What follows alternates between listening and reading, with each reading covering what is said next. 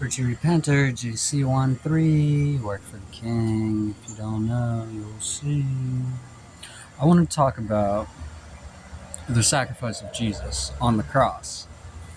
And what's important in this is Jesus' actual words, where he says, "No man kills me, but I give my life freely for the world." A lot of people think that there was a debt transaction that caused their sins to be forgiven. Jesus himself testifies that is not true,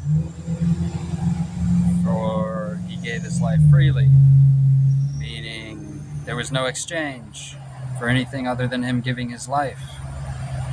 Because the world wanted him dead, he freely went. Also, on his cross, the Romans had written, "King of the Jews." And the Jews said, No. It's not that he's the king of the Jews, it's that he said he was king. And the Romans were like, said, "We wrote what we wrote. That's what it is." So Jews had a lifestyle of sacrifice where they sacrificed to their God. And the Romans, who largely established the church in the world, were like, Jews like sacrifice. We sacrifice the Son of God for their sin.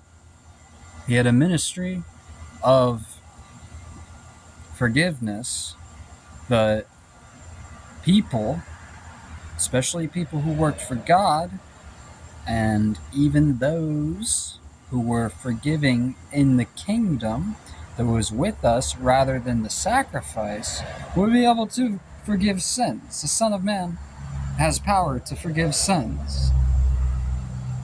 Whereas the Jewish folk and leaders of Israel at the time knew that you had to pay blood sacrifice for sin.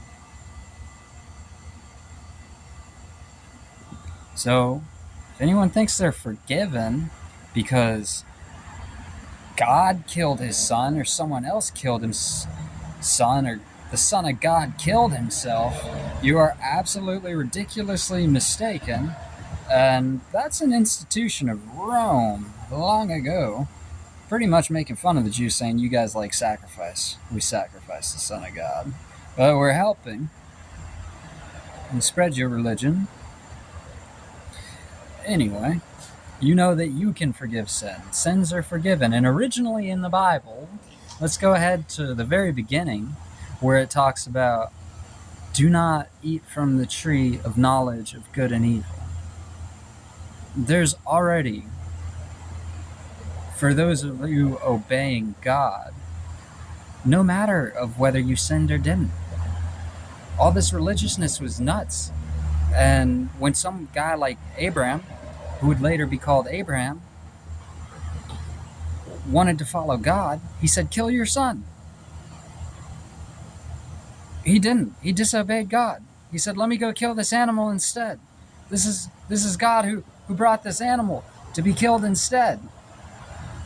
When killing his son probably would have ended all the religiousness of the disobedient bloodline that then followed.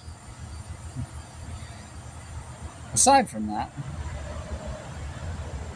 and religion being absolutely messed up over trying to make up this sacrifice of men for forgiveness of sin, which is absolutely ridiculous. The man talked about how he had power to forgive sin on the earth, and that we should be working for immortal life.